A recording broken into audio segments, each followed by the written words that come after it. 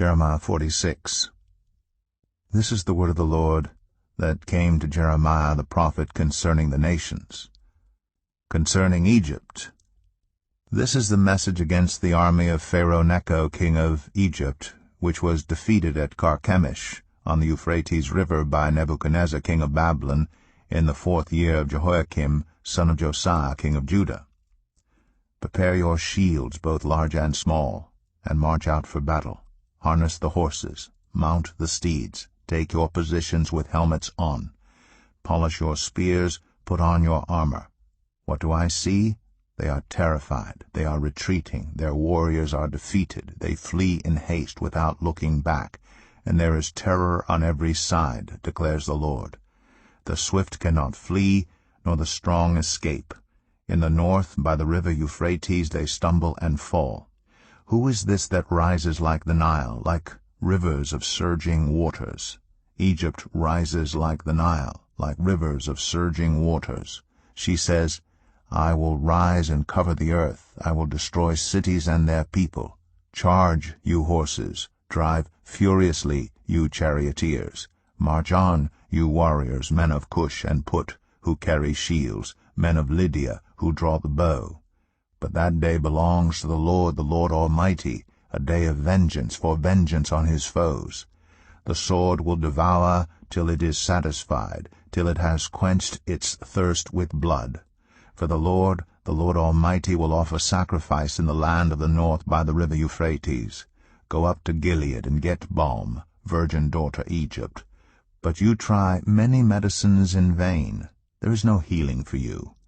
The nations will hear of your shame. Your cries will fill the earth. One warrior will stumble over another. Both will fall down together. This is the message the Lord spoke to Jeremiah the prophet about the coming of Nebuchadnezzar king of Babylon to attack Egypt.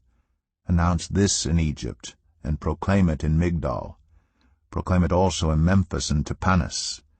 Take your positions and get ready, for the sword devours those around you. Why will your warriors be laid low? They cannot stand, for the Lord will push them down. They will stumble repeatedly. They will fall over each other. They will say, Get up, let us go back to our own people and our native lands, away from the sword of the oppressor. There they will exclaim, Pharaoh, king of Egypt, is only a loud noise. He has missed his opportunity. As surely as I live, declares the King, whose name is the Lord Almighty, one will come who is like Tabor among the mountains, like Carmel by the sea. Pack your belongings for exile, you who live in Egypt. For Memphis will be laid waste, and lie in ruins without inhabitant. Egypt is a beautiful heifer, but a gadfly is coming against her from the north. The mercenaries in her ranks are like fattened calves. They too will turn and flee together. They will not stand their ground, for the day of disaster is coming upon them, the time for them to be punished. Egypt will hiss like a fleeing serpent. As the enemy advances in force, they will come against her with axes, like men who cut down trees. They will chop down her forests, declares the Lord, dense though it be. They are more numerous than locusts. They cannot be counted. Daughter Egypt will be put to shame, given into the hands of the people of the north. The Lord Almighty, the God of Israel, says, I am about to bring punishment on Ammon, god of Thebes, on Pharaoh, on Egypt, and her gods, and her kings, and on those who rely on Pharaoh. I will give them into the hands of those who want to kill them, Nebuchadnezzar, king of Babylon, and his officers. Later, however, Egypt will be inhabited as in times past, declares the Lord. Do not be afraid, Jacob my servant. Do not be dismayed, Israel. I will surely save you out of a distant place, your descendants from the land of their exile. Jacob will again have peace and security, and no one will make him afraid. Do not be afraid, Jacob my servant, for I am with you, declares the Lord. Though I completely destroy all the nations among which I scatter you, I will not completely destroy you. I will discipline you, but only in due measure. I will not let you go entirely unpunished. Jeremiah 47. This is the word of the Lord that came to Jeremiah the prophet concerning the Philistines before Pharaoh attacked Gaza. This is what the Lord says. See how the waters are rising in the north. They will become an overflowing torrent. They will overflow the land and everything in it, the towns and those who live in them. The people will cry out. All who dwell in the land will wail. At the sound of the hooves of galloping steeds, at the noise of enemy chariots, and the rumble of their wheels. Parents will not turn to help their children. Their hands will hang limp. For the day has come to destroy all the Philistines and to remove all survivors who could help Tyre and Sidon. The Lord is about to destroy the Philistines, the remnant from the coasts of Caphtor. Gaza will shave her head in mourning. Ashkelon will be silenced. You remnant on the plain, how long will you cut yourselves? Alas, sword of the Lord, how long till you rest? Return to your sheath. Cease and be still. But how can it rest when the Lord has commanded it, when he has ordered it to attack Ashkelon and the coast? Jeremiah 48. Concerning Moab. This is what the Lord Almighty, the God of Israel, says. Woe to Nebo, for it will be ruined. Kiriathaim will be disgraced and captured. The stronghold will be disgraced and shattered. Moab will be praised no more. In Heshbon people will plot her downfall. Come, let us put an end to that nation. You, the people of Madmen, will also be silenced. The sword will pursue you. Cries of anguish arise from Horonaim, cries of great havoc and destruction. Moab will be broken, her little ones will cry out. They go up the hill to Luhith, weeping bitterly as they go. On the road down to Horonaim, anguished cries over the destruction are heard. Flee, run for your lives, become like a bush in the desert. Since you trust in your deeds and riches, you too will be taken captive. And Chemosh will go into exile, together with his priests and officials. The destroyer will come against every town, and not a town will escape. The valley will be ruined, and the plateau destroyed, because the Lord has spoken. Put salt on Moab, for she will be laid waste. Her towns will become desolate, with no one to live in them. A curse on anyone who is lax in doing the Lord's work. A curse on anyone who keeps their sword from bloodshed. Moab has been at rest from youth, like wine left on its dregs, not poured from one jar to another. She has not gone into exile. So she tastes as she did, and her aroma is unchanged. Her days are coming, declares the Lord, when I will send men who pour from pitchers, and they will pour her out. They will empty her pitchers and smash her jars. Then Moab will be ashamed of Chemosh, as Israel was ashamed when they trusted in Bethel. How can you say, we are warriors, men, valiant in battle? Moab will be destroyed and her towns invaded. Her finest young men will go down in the slaughter, declares the King, whose name is the Lord Almighty.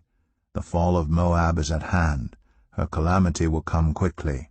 Mourn for her, all who live around her, all who know her fame. Say, how broken is the mighty scepter, how broken the glorious staff. Come down from your glory, and sit on the parched ground, you inhabitants of daughter Dibon. For the one who destroys Moab will come up against you and ruin your fortified cities. Stand by the road and watch, you who live in Aroer. Ask the man fleeing and the woman escaping. Ask them, what has happened? Moab is disgraced, for she is shattered. Wail and cry out. Announce by the Arnon that Moab is destroyed. Judgment has come to the plateau, to Holon, Jazah, and Mephath, to Dibon, Nebo, and Beth Deblathaim, to Kiriathaim, Beth Gamal, and Beth Meon, to Kiriath and Bozrah, to all the towns of Moab, far and near. Moab's horn is cut off, her arm is broken, declares the Lord. Make her drunk, for she has defied the Lord. Let Moab wallow in her vomit. Let her be an object of ridicule. Was not Israel the object of your ridicule? Was she caught among thieves, that you shake your head in scorn whenever you speak of her? Abandon your towns and dwell among the rocks, you who live in Moab. Be like a dove that makes its nest at the mouth of a cave. We have heard of Moab's pride, how great is her arrogance, of her insolence, her pride, her conceit, and the haughtiness of her heart. I know her insolence, but it is futile, declares the Lord, and her boasts accomplish nothing. Therefore I wail over Moab, for all Moab I cry out. I moan for the people of Kir-Hareseth. I weep for you, as Jazer weeps, you vines of Sibmah. Your branches spread as far as the sea. They reach as far as Jazer. The destroyer has fallen on your ripened fruit and grapes.